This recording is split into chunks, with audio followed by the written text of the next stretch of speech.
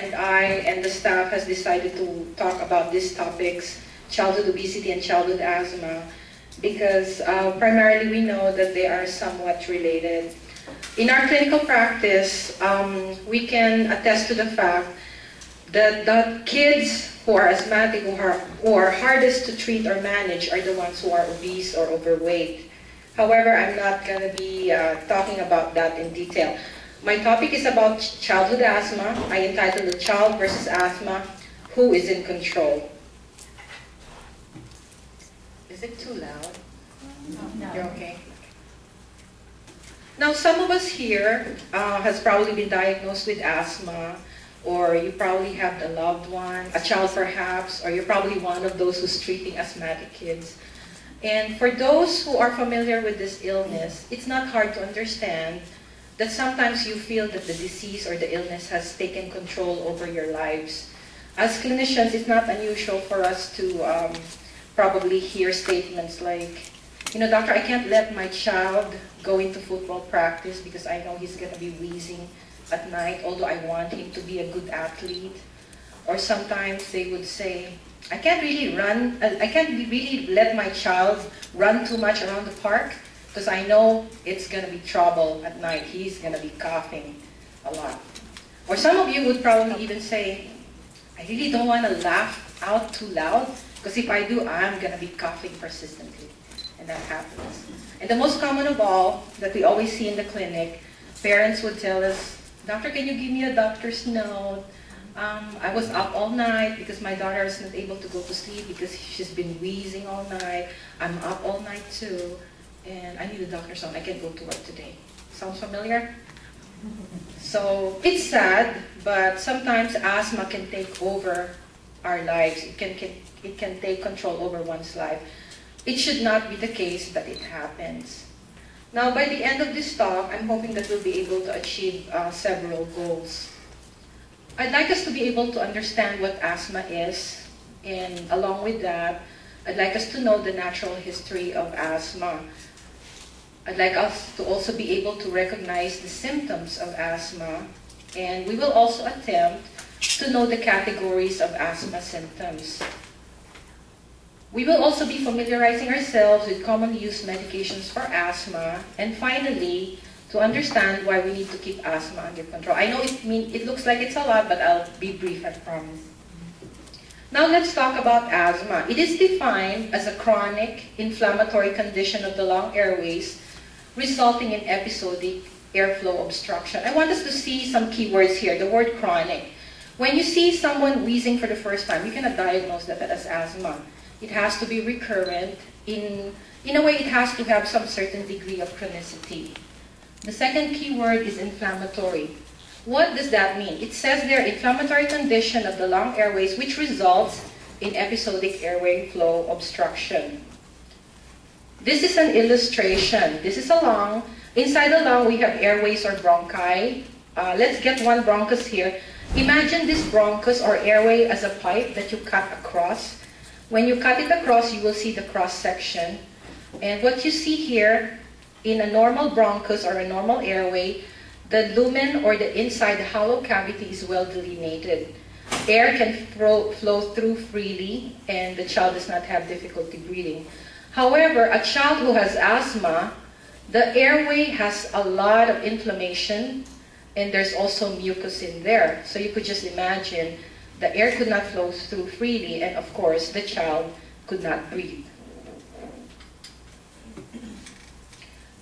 Another thing that was mentioned with the definition is that this chronic inflammation heightens the airway hyperresponsiveness to provocative exposure. What does provocative exposure mean? It means the triggers or the allergen we're exposed to. And what does it mean to have heightened airway hyperresponsiveness? Going back to our illustration, this is the normal airway of a normal person. When a trigger or an allergen comes in, a normal airway does not react to it. It doesn't constrict or become smaller. It does not have spasm. Whereas a child who has asthma or a person who has asthma, because of that inflammation, it triggers a heightened response. So when a trigger comes, it has a spasm, it has bronchoconstriction. You could just imagine It's already full of inflammation, it's already plugged up, together with the bronchospasm and bronchoconstriction, then you have a child here who cannot breathe. Air could not go in. So it's a disaster. So to summarize, there's 3 characteristics of the asthma. Airway inflammation, as we mentioned. Because of that inflammation, there's a temporary airflow obstruction leading to breathing difficulty. And because of that too, because of that inflammation, there's increased airway sensitivity to a number of triggers. Now, what are those triggers? You probably know this already, and I'll just mention the most common ones. Most of us, most of the asthmatics or allergic people are sensitive to dust and mold. Others to animals such as dogs and cats. And I remember my professor, he's an allergologist before, he would always tell parents, get rid of your dogs, get rid of your cats. They seem to be not liking dogs and cats. Whether inside or outside the house, they will tell you get rid of them.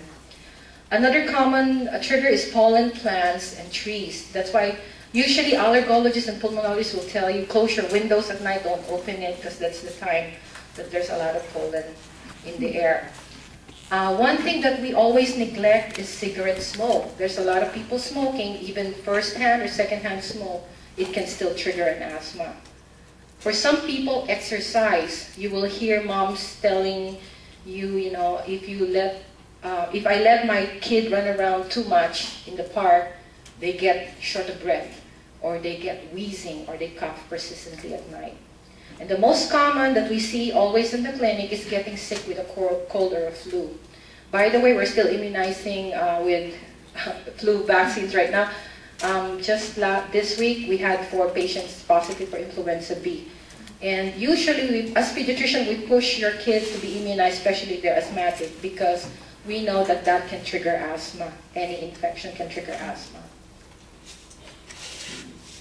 Now, let's look. We're just going to be very brief about this, the natural history of asthma. There's tons of studies done in asthma, and most of them are done for kids less than 6 years old who are wheezing. You probably hear this statement, my child, nobody could commit on a diagnosis of asthma, but he's been wheezing, and sometimes we could give him rescue treatment and he'll get better, but nobody really told me if my child is asthmatic or not. And then now he seems to outgrow it. Sometimes you hear that statement. Now, in this study, they've said that for most children, wheezing before the age of 6 years is probably a benign condition which reflects smaller airways. This subgroup of kids are those kids that probably when they're young, they have upper respiratory infection, they wheeze, but later on, quote unquote, they outgrow their asthma. The experts are saying that probably they're not really asthmatic. Probably they're just kids who have upper respiratory infection. It just so happens that they have smaller airways, that's why they wheeze. And so they don't progress to asthma. However, in the study, there are a subgroup of kids that will have persistence of symptoms and will eventually develop clinical asthma. And what's interesting about this subgroup is that they have certain characteristics. They have found out that during this study, this subgroup of kids have frequent symptoms in the first year of life. Some of them have eczema or atopic dermatitis, or what we call eczema. Some of them have elevated IgE levels. IgE is the antibody that is increased in our blood whenever we're fighting an allergy or when we're sensitized to something. And they have also found out that these kids have history of asthma, either asthma, eczema, or nasal allergies. And what's very prominent too is this kid has been exposed to smoking, particularly maternal smoking. I remember before when I was a medical student, long time ago, don't ask me when, my professor would tell us you cannot diagnose asthma if less than 2 years old.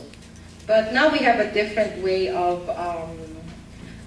we can diagnose asthma even if they're young, depending if they are satisfying criteria. Now, also in these studies, they have found out that if you're an adolescent and you're still wheezing, there's a high persistence that you will still be wheezing when you're an adult. However, they said that the progressive worsening over time is usually unusual. And also, the children with more severe symptoms also have lower lung function than those with less severe symptoms. Now let's go to the common symptoms of asthma. How do you know if a child is having an asthma attack? Of course, the most common is wheezing or noisy breathing. Wheezing is an expiratory sound, a whistling sound that a doctor would hear whenever we are using a stethoscope. But sometimes for kids who are really having severe asthma attack, you could hear them wheezing. So sometimes parents know. Another common manifestation of asthma in children is persistent coughing. Usually they report persistent coughing at night or early in the morning or when they exercise. Now when they're adolescent, it's usually easier because they could tell you, I think I'm having an asthma attack, doctor, because I'm having tightness in my chest. And the most common presentation for other kids is, of course, trouble breathing. Usually mommy will come to the clinic because they see the bluish discoloration around the mouth, or the tummy is sinking in, or the nose is flaring, so they know their kid is in trouble. Now, I had mentioned earlier that we will be talking about the categories of asthma symptoms. It might be a little technical, but I'm going to try to make it simpler. Why is it important to know the categories of asthma symptoms? It is because when we're trying to medicate a child, in choosing the right medication for the children who have asthma, we have to take into consideration their age, number 2, the severity of their attack, and number 3, the level of their symptom control. Now, as physicians, what we do when we initially see a child who's asthmatic, we try to diagnose them if they're really asthmatic or not, and then after that, we try to see the severity of their symptoms. Once we decide what severity they are on, we start them on medication, but then it doesn't stop there. After that, we follow them up. So probably you'll hear us saying, come back in 3 months, we'll assess how the asthma control is.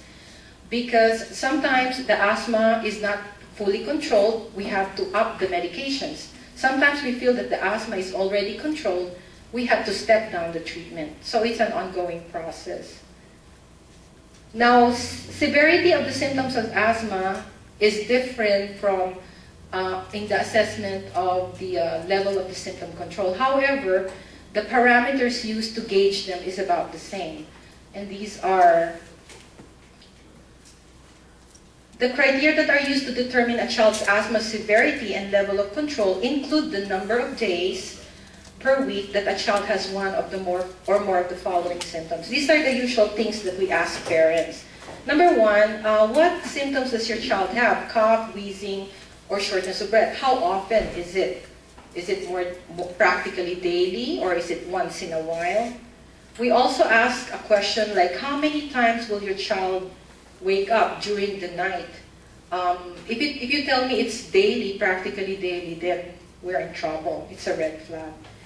Another thing that we ask is also the use of a bronchodilator. Are you familiar with a bronchodilator? The rescue inhaler? Usually it's colored red.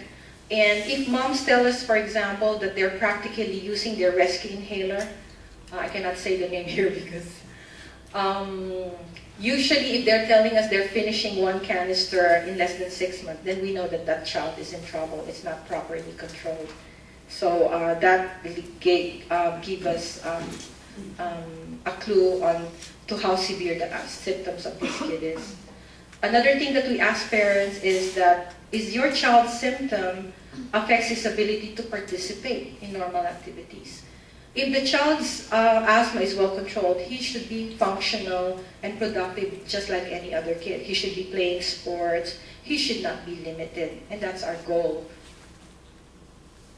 And of course, I'm not sure if you're familiar with that pill that we use, usually prednisone, or that nasty tasting bitter medicine. If you're using that medication more than once a year, then most likely this child might have persistent asthma instead of intermittent asthma. So the categories of asthma symptoms is divided actually into 4. Briefly, there's 1, intermittent asthma. The second one is persistent asthma, which is further subdivided into mild persistent, moderate persistent, and severe persistent. Briefly, for intermittent asthma, when you say that a child has intermittent asthma, it means that there's only minimal symptoms and infrequent asthma flares. Usually, the symptoms occur only 2 or less times per week. And if ever the child wakes up from sleeping, usually it's 2 or fewer times per month because of coughing. And usually it also does not interfere with their daily activities. Another thing that we look for is the use of the steroids. If it's just once a year, more or less, this child has mild, or what we don't call it benign or mild anymore, we say intermittent asthma. Anything beyond this is called persistent asthma. And with persistent asthma, as clinicians, we subdivide it further into mild, moderate, or severe. Now, there may be days when an asthmatic child, when his activities are limited due to asthma symptoms, if he's persistent asthmatic. And usually the lung function is normal between episodes, but it becomes abnormal during attack. So either your child might be either one of those, either intermittent, mild persistent, moderate persistent, or severe persistent asthma.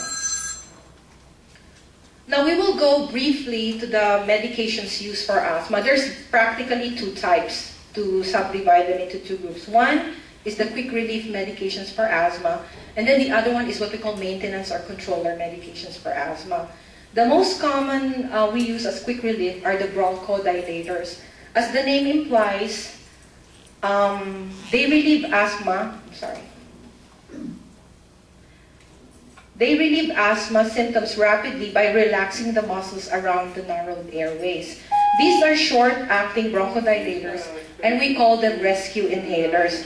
Going back to our Please dial 22933. Going back to our illustration, remember that this is a child's airway who has an asthma. There's a lot of inflammation. What you're aiming for is to dilate it like this, to make it bigger. Otherwise, the child could not breathe. So that's the role of the rescue inhaler, to dilate the airway. They can either be given through a nebulizer. A nebulizer is a little machine which uses compressed air to change the liquid to a gas form. And usually when they're kids, they cannot use the meter dose inhaler, so we use the nebulizer. For older kids though, we are using the meter dose inhaler. Now, usually there's a canister and a mouthpiece in here, and usually older kids and adults use this. Now if they cannot use this, usually as for kids we use gadgets. We either use an aero chamber or an aero chamber with mask to deliver this medication. I haven't really used the Inspirees. I'm not sure if it's still being used by other doctors. Now, as I've said, there's 2 kinds of medication. One is a bronchodilator or a quick relief. This one is a controller medications for asthma. Think of it probably like a medication for diabetes. You know, even if your sugar is controlled, you have to maintain it, otherwise you're gonna be getting in trouble. Now, when your kids are diagnosed most likely with persistent asthma, the doctors will give a controller medication as a maintenance medication to keep asthma under control. The most common medication we use are the inhaled glucocorticoids. They work by reducing swelling and sensitivity of the bronchial tubes, thereby reducing their exaggerated reaction to asthma triggers. Remember the illustration, when there's a lot of inflammation, it tends to take care of that inflammation. When there's no inflammation, then you don't have a heightened response, even if there's a trigger. Now, this is the preferred treatment for asthma, and if you use it regularly, it can reduce the frequency of the symptoms. And that sometimes is that's not understandable by other people, or I think sometimes parents don't get it, that if they stop it, their child can have an exacerbation of asthma. Another medication worth mentioning is the leukotriene modifiers. The generic for this is Montelukast. That's the popular chewable tablet that you give your children at night. They can be used as an alternative to low-dose inhaled glucocorticoids for children who have mild persistent asthma. Sometimes we use this too for allergies for 6 months and older. But their action is more to prevent asthma symptoms before exposure to a trigger or before exercising. Another medication that we always use, or for those people who are really having severe asthma or severely persistent asthma, is a combination medication. And you're probably familiar with this. One comes in a purple disc, the other one's a green disc, and they're in combination. It's a combination of inhaled glucocorticoids plus a long-acting bronchodilator. Remember, in the quick relief, it's a short-acting bronchodilator. This one is a long-acting bronchodilator. It acts at least for 12 hours. You cannot use long-acting bronchodilator by itself. It has to be always combined with an inhaled glucocorticoid. Cromolyn is actually one of the medications. Most of the preparations are no longer available in the United States. I'm not sure if some allergologists probably still use it, but I don't use it anymore for the kids. Now, what is the goal of treatment for medications for asthma? Any sensible pediatrician would aim for the lowest possible dose while maintaining good asthma control and minimizing the risk of serious asthma attacks. Believe me, we don't want your medications, your kids over-medicated, but if we need to, we're gonna have to give it. If we have to step down the treatment, that's what we do, because sometimes they really get in trouble when they're asthmatic and when they're having a bad attack. Lastly, why do we need to put asthma under control? Primarily, because it can affect the quality of one's life. You know, you have missed work, you have kids who can't go to school. Imagine a teenager who's with his girlfriend, he was so excited, and then he got a little wheezy because of too much excitement, and he excuses himself, let me get my puppy. That's so embarrassing for that teenager. So it affects one's quality of life, and you don't want that to happen. You need to be in control of asthma. It has an effect on lung function, and this is what usually allergologists or lung specialists always emphasizes. If you don't put it under control, you probably don't feel the symptoms, because as an adult, probably your airways are bigger, but your lung function deteriorates in time. The rate of lung function may also be related to the severity of symptoms. So if you don't improve your lung function in time, here comes the flu, gets you, then you end up in the hospital, sometimes be intubated because of severe asthma attack. And lastly, we have to be in control, otherwise it will control us. So if you have an adolescent or little children at home, and right now you're thinking, oh, I think he's not controlled with his asthma, please call us. We are happy to serve you. Dr. Dar and I are located in that brick building right in front of the mall. We're conveniently located right in front of the mall for some reason, in front of Applebee's. By the way, se habla español. Si no entiendo, consigo un intérprete. If I don't understand it, we will call an interpreter, so we'll be happy to serve you. If your bank can provide all your banking needs, we can provide all your pediatric needs. Thank you and good afternoon. For joining us here. I'm going to talk about childhood obesity a little bit. I know this is a very difficult thing to label a person, and it's quite stressful or quite embarrassing for some people, but we'll try to keep it as smooth as possible. I'll try to use as less medical jargon as possible, but if any time you don't understand anything, please let me know. So like if you see the beginning slide, it explains a lot of stuff, so we'll just go more into this. So the reason I'm talking about this is because this has become a serious epidemic in this country, and we have about 100,000 deaths every year of adults with this problem, related to this problem. So that's a pretty serious condition which we need to take in control. So according to this study,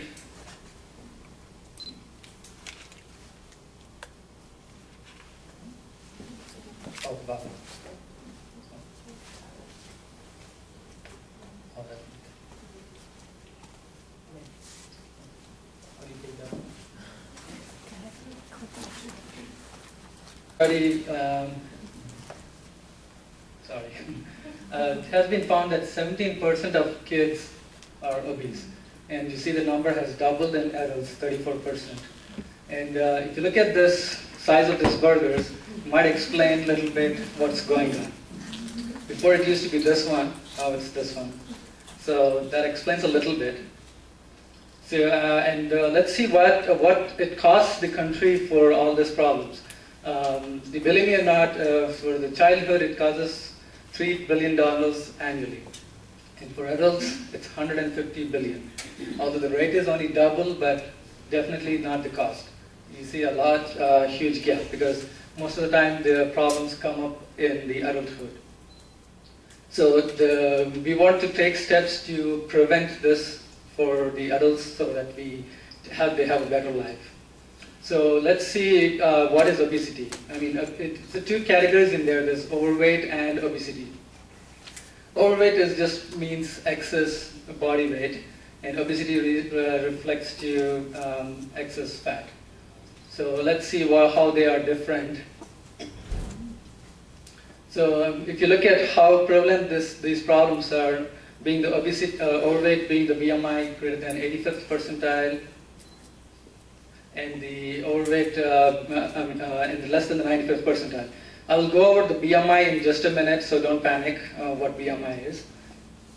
If you look here, this problem starts way early in life, even at the preschool age. So you can see a 2-year-old with that problem too. Even lower. We don't just have these statistics for less than the 2-year-old. It's about 21% of preschool kids are overweight. And the percentage is pretty similar for school age and adolescents, about 34%. If you come to the obesity, you see it's, the BMI is above 95th percentile. That's when we call it's obese. So if you see preschool kids, it's about 10%, and again, the school age and the adolescents are pretty much close to each other. And there's another category called severe obesity, which has BMI of greater than 97th percentile. So for people who are not familiar with percentiles, it's like basically if you take 100 kids and the 97 kids weigh under this weight and the BMI, and the three kids out of this 100 is above that cutoff. That's how percentiles are defined. And if you look at this, see the picture, you probably know what it is. So you see that it's about 14.5, so about 15% and about 13% in adolescents are severely obese. So let's see if this problem, how it's in this throughout the country. I mean, not throughout the world. Unfortunately, USA stands the top in there, which I don't like it, but that's the fact. So Mexico follows the next in 24th percentile. If you look at this, the majority of the countries are Western countries which are up in there. If you look at the leanest countries, Japan, Korea, Norway, these are relatively, you see 3%, that is kind of negligible. It's not a big problem for them. So why is it only here it's a big problem? Let's check out the next few slides. So let's see how we are doing in terms of our country. Usually California is high in numbers, but fortunately we are good in this. We are 23% compared to, so it's probably somewhere here. If you look at the map, Missouri is the fattest state, and we have Colorado as the leanest state. So relatively for the country, we are doing good. So I think for the numbers, I think I'm happy with this one. So when I said I will talk about the BMI, this is what I wanted to explain a little bit. So BMI is it's a little complex formula. We put the height and weight together to formulate the BMI. We put the height in kilograms and divide by the weight in kilograms and divide by height in meters square, and then you get the number which is called the BMI. So if you put that on the graph, that's how you'll find out. These are the 95th percentile, this is the 97th, this is the 95th.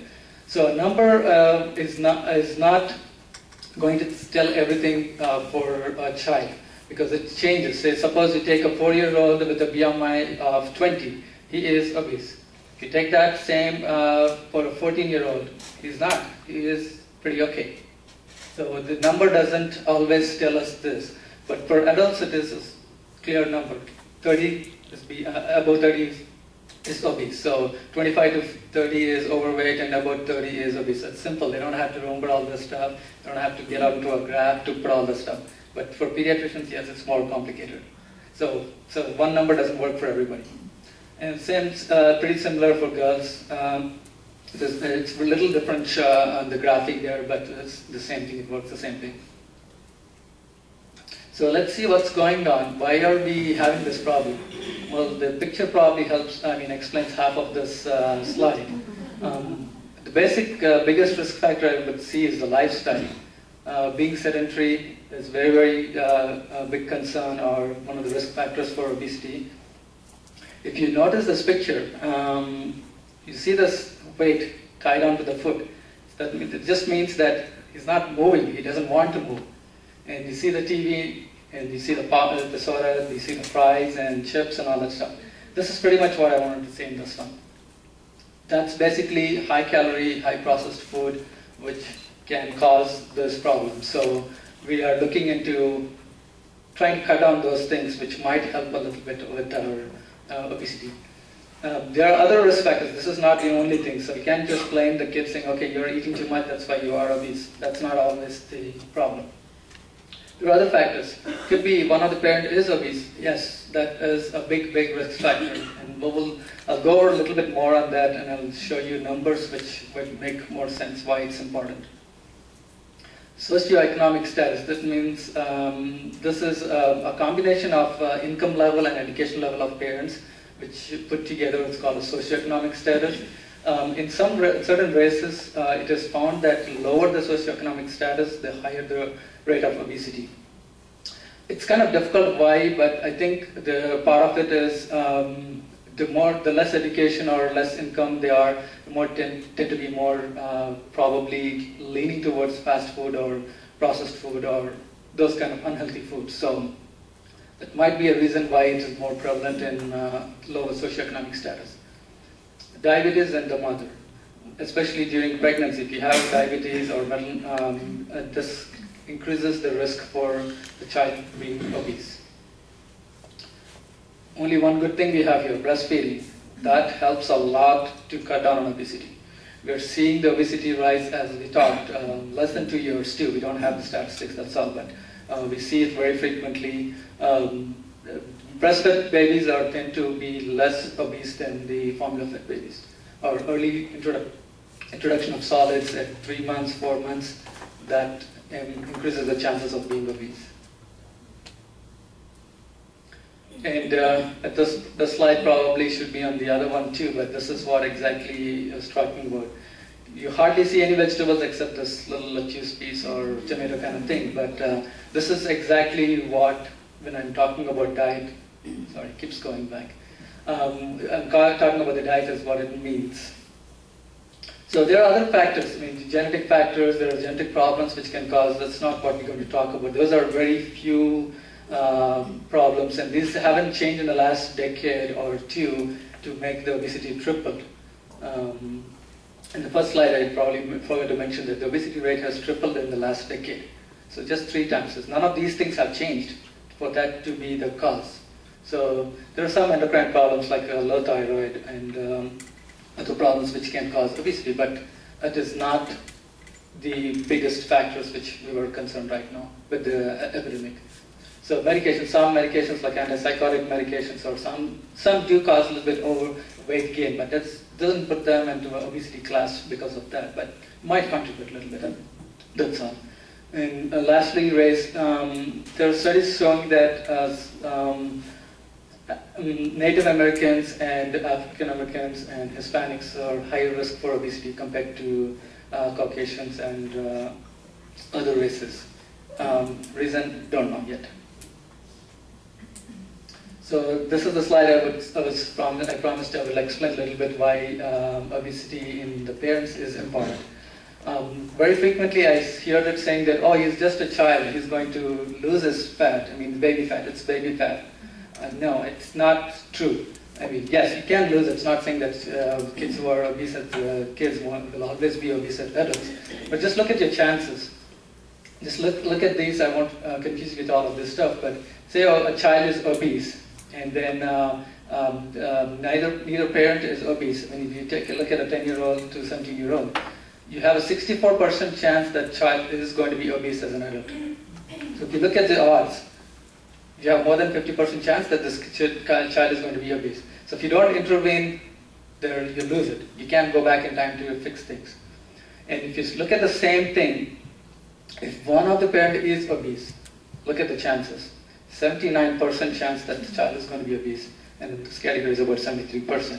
So it's basically a 3 out of 4 chance or more that your child is going to be obese if the parent is obese. So what I'm trying to say is don't neglect it just because he's a child. A lot of times you don't see a lot of problems in the child because it takes time for the obesity to kick in and cause its symptoms. So it is not something you want to wait till you're an adult and then have a heart attack. That's not what our goal is to prevent all of this stuff. So the comorbidities, that means it's just other problems which do commonly exist with asthma, obesity. Low functioning of the thyroid, this is the one we just mentioned, can cause weight gain or obesity. So that is something we definitely have to look into. Asthma, like my wonderful partner has already talked about that. It could be a two-way thing, asthma causing obesity and obesity kind of flaring up asthma. The reason is asthma causing obesity is, like you said, if you're not under control, you're not active, you don't want to play sports, you don't want to do anything, you'll be more like the couch potato which we saw. That can gradually precipitate or push into obesity. The other way, the obesity is, you don't want to do much, and then what happens if you have asthma? You have a lot more weight on your chest, and it takes the lungs more effort to push it, breathe against the resistance. That can make asthma worse. So it's, like she said, it's very difficult to control a kid who has asthma and obesity to bring them back to regular state. And this one, the vitamin D deficiency, is fairly new concept, and it's coming up more in the last 5 to 10 years.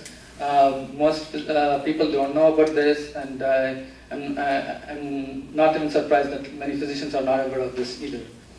This is the only way you can find this is if you screen them. If you don't screen them, you would never find that. You'll maybe break a couple of bones, and then your bones get weaker and weaker.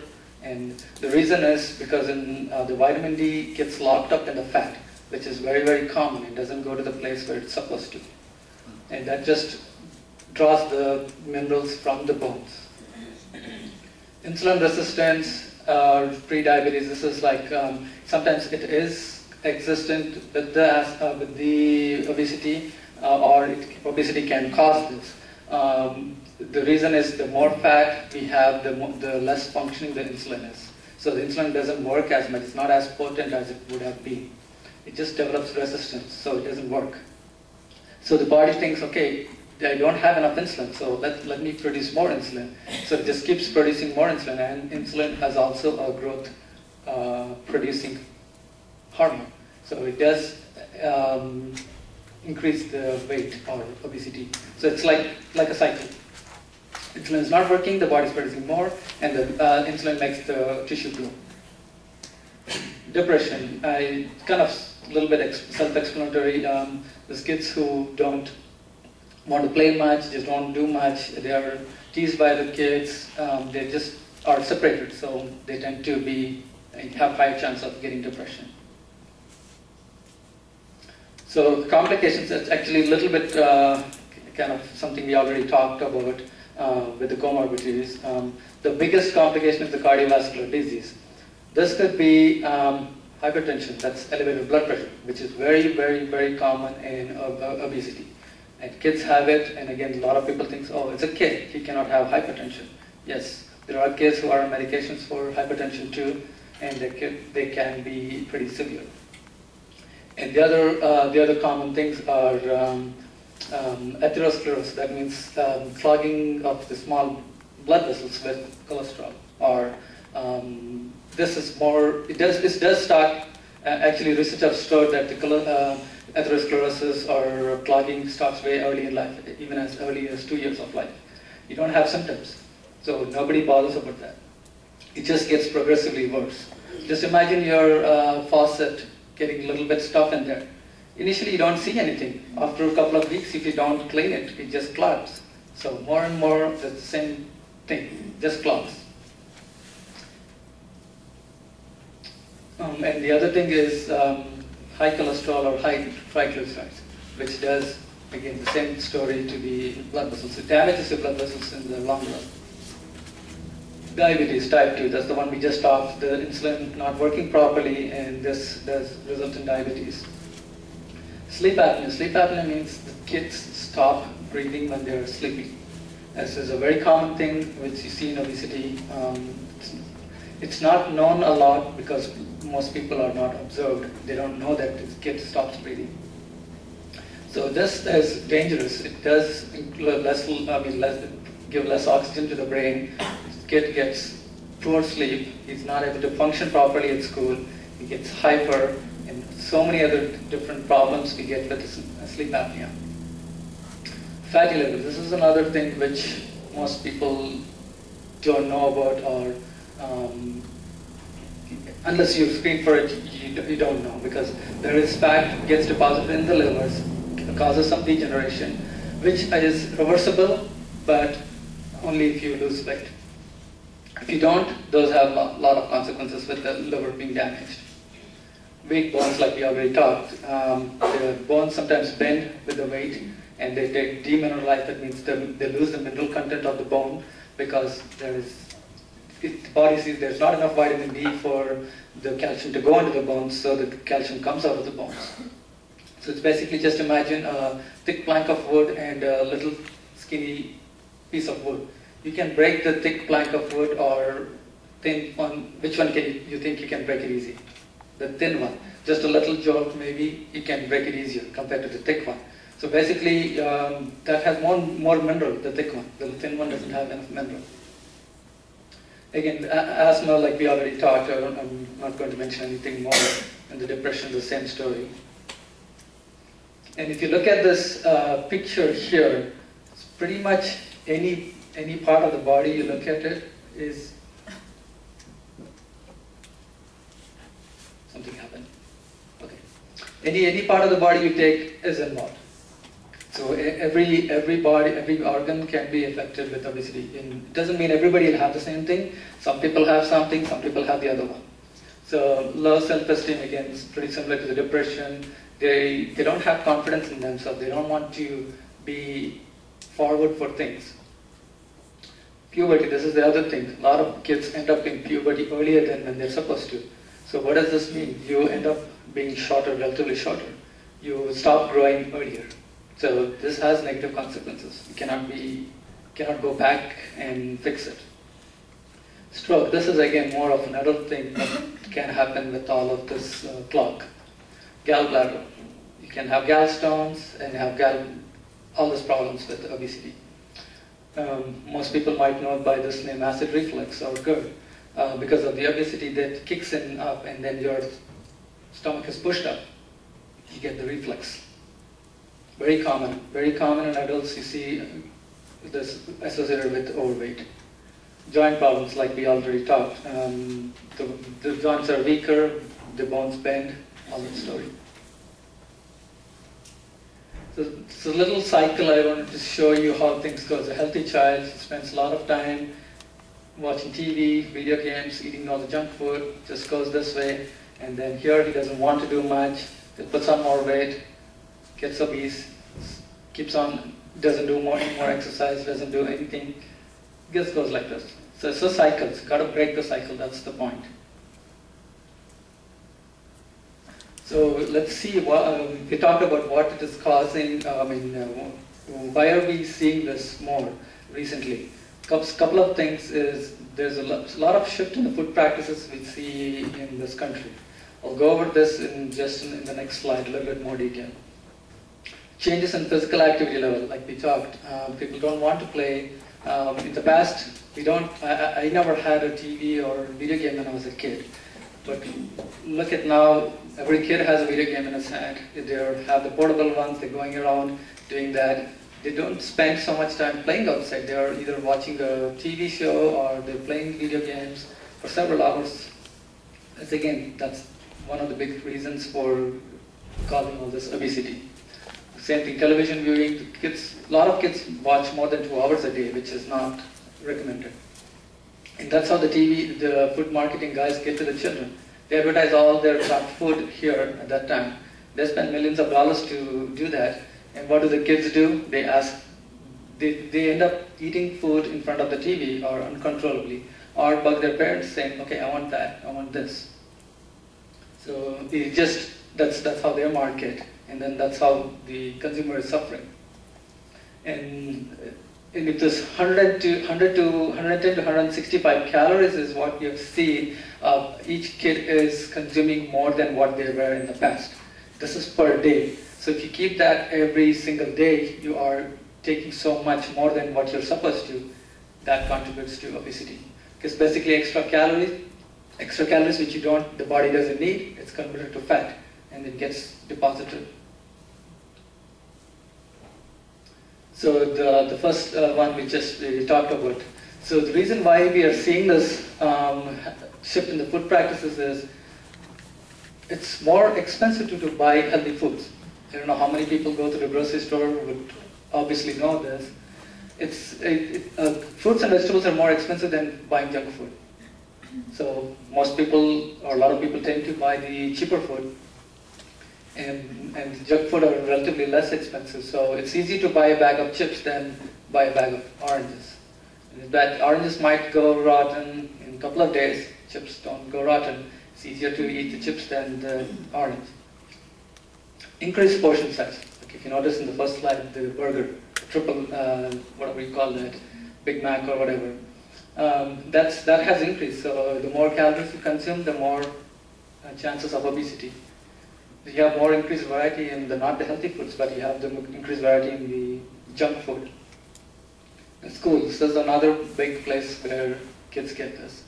The vending machines don't have any healthy snacks.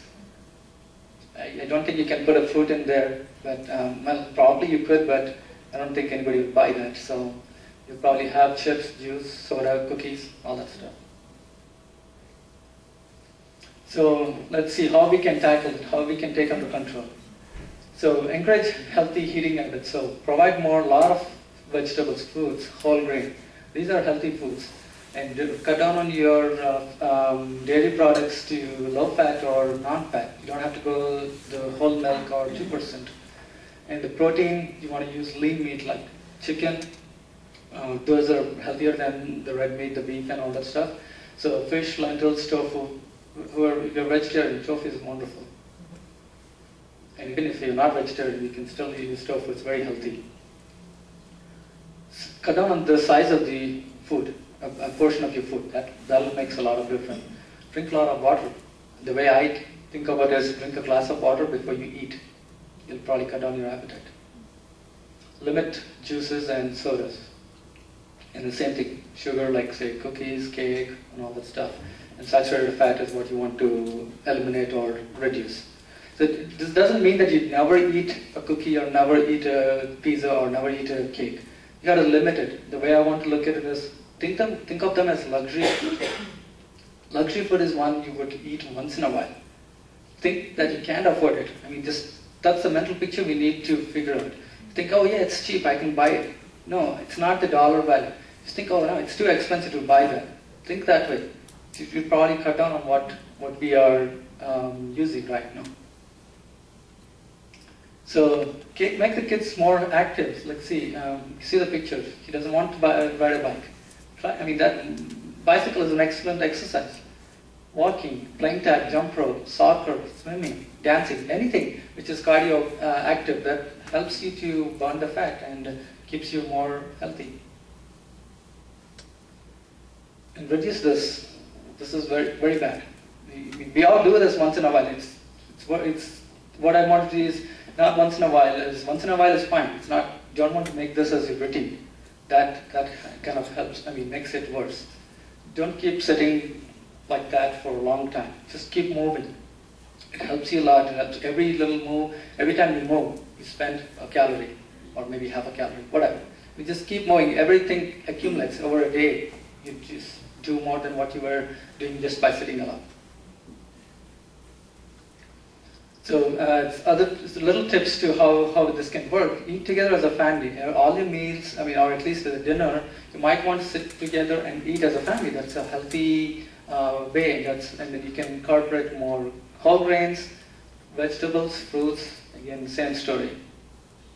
And there's this, kids and adults who eat breakfast are less likely to be overweight. There's been a lot of studies done to show that. Lot of times I see overweight kids do not eat breakfast. I asked them specifically, they said, no, I did not have the time for that. I don't want to eat breakfast. So what happens? So it's not that you're going to cut down on your calories. No, it's not going to work that way. You tend to overeat at your lunch. So you probably more than what you would have eaten at breakfast and lunch, you probably eat more than that. So you're still losing.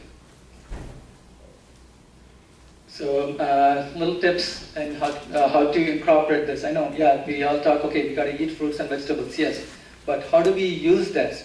How do we implement that to see that it's going through?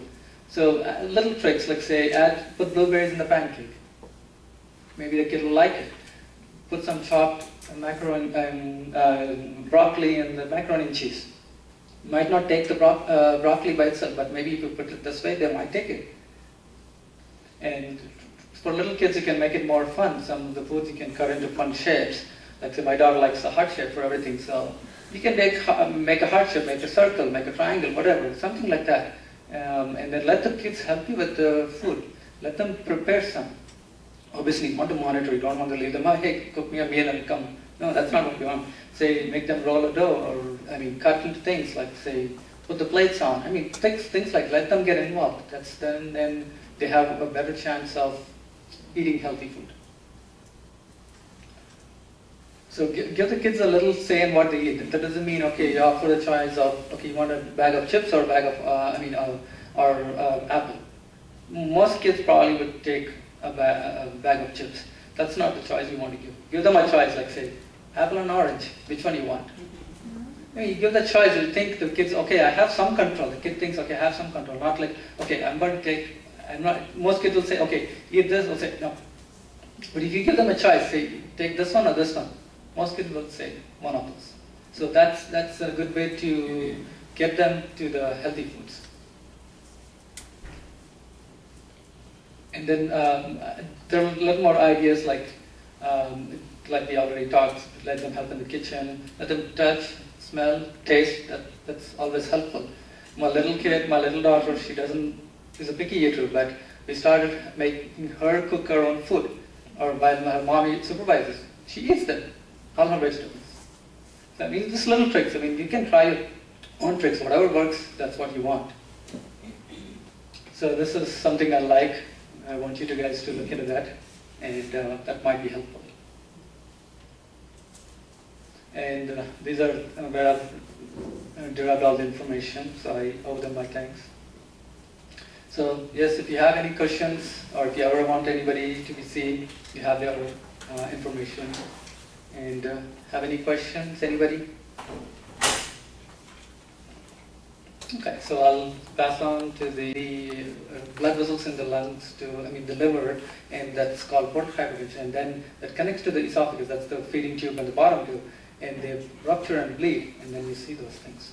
So there has been, the obesity has caused a shift. Shifted, so yeah. I agree with that. Right. Fatty liver has overtaken. Yeah. The most common thing, like we all said, is all these complications, the majority of them you see in adults, you don't see them in kids. So most people tend to think, yeah, it's a kid, it's going to be fine. Yes, he's going to be fine now, but 10 years down the road, don't you want to think about his health? 15 years down the road, that's when all these things happen. Then you can't do anything. So anyway, I think I talked too much, but anybody has more questions? In the Congress, they have been discussing, it's a smaller community, they don't have any grocery store. So they are promoting those grocery stores, they're probably giving some budget, some allowances for people to start grocery stores kind of thing that has in the process. I don't know how long it takes and if it really works, I don't know. That would be a good thing to start off. As far as the schools, I've thought about it several times, but the only thing is the schools do have a lot of revenue from those vending machines. And they do have, I think they probably won't encourage to say no to those kind of things. And some of the states actually have implemented it. I can't remember, it's a long time I've seen is like some of the states have said, okay, no, you cannot have these in the vending machine.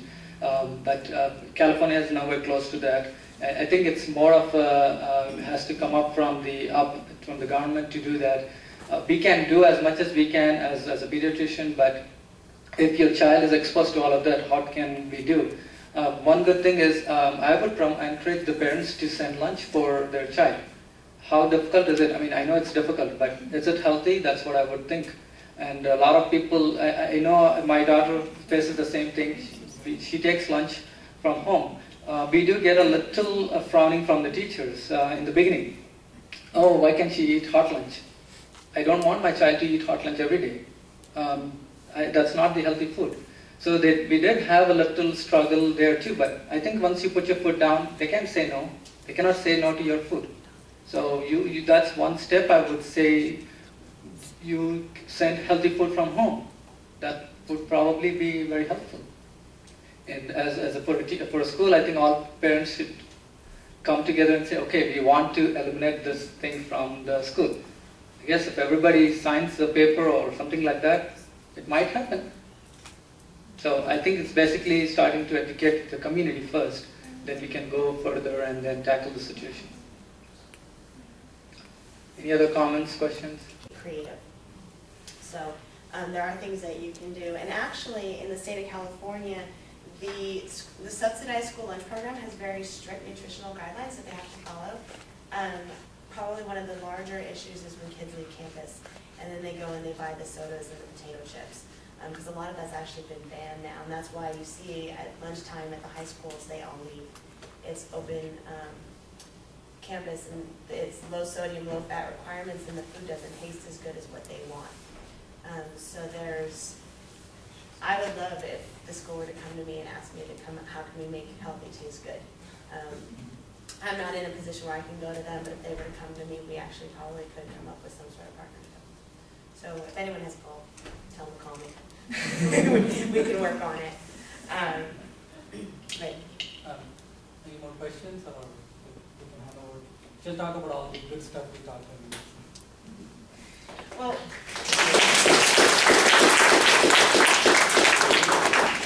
so really the reason I'm here today, or what I wanted to present to you today, I am a registered dietitian, and there's a lot of issues with obesity in this country. Nobody is going to question that. But the question that I often get is, what can I do?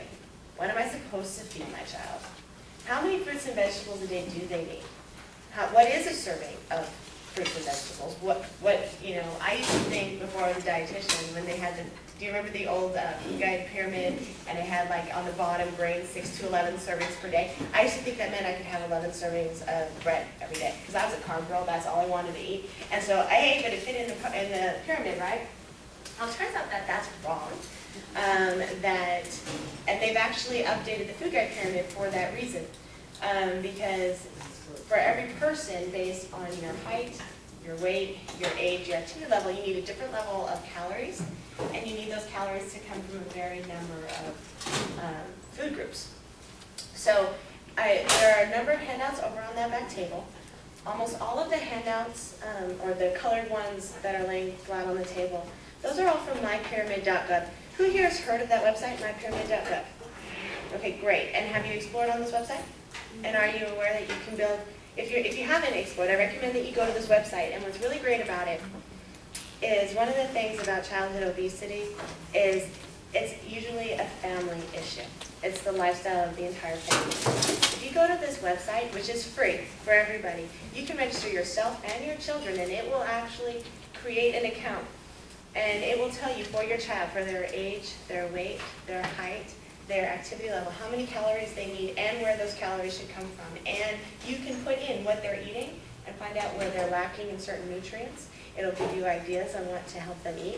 It's actually one of the easiest websites I've found in terms of helping track diet and it's available on any computer with internet access. So all the handouts over there, there's some specifically targeted for preschoolers and for then children's 5 through, I think, 12.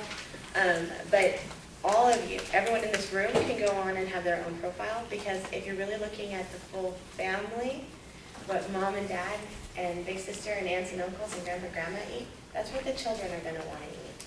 And so it's a whole lifestyle change. If you're all going to eat dinner together, that's great. What should you serve? That website can help you come up with those ideas. After dinner, go for a walk together. Because when mom and dad say go outside and play and they're sitting watching TV, what do the kids want to do? They want to sit and watch TV. Mom and dad go out with them. Now it's more fun. And if it's not mom and dad, if it's the babysitter, if it's whoever it is, if you make it a family activity, they're not going to think about it as a punishment or something they don't want to do. This is just what we do. So how much time do I have? 10 minutes. I'll tell you what I'm going to do. I am going to stay and answer any questions that any of you have regarding the information over there. I have information both for children and for adults to help you come up with ideas of healthy snack ideas are over on that table. Ideas on how to, if you have to go eat out at a restaurant, how should you do that? How many of you go online and look at the menu before you go to the restaurant? I do. And I've already selected before I get there what I want to eat. Why do I do that? Because I can actually pick a healthier item there, go in and say that's what I'm going to eat. When you get in there, you smell the fried food, you smell all the things that you shouldn't eat, and then you pick those items. You can do the same thing for your children. You can look at the children's menu and you know that you're going to order the hamburger versus the macaroni and cheese and fries. You know, so you can make certain choices that are healthier in advance, and then it's easier to stick with it. So there's all sorts of tips over there for both you and your children. And I will stay here and answer any questions you have. Or does anyone have any questions right now? Yes? What was that website one more time? My Pyramid? mypyramid.gov. And on all the handouts that I have over there, the website is printed on them. And this is paid for by your taxpayer money. So I recommend everybody use it. And there's also coloring pages on there for kids so they get used to seeing the food guide pyramid.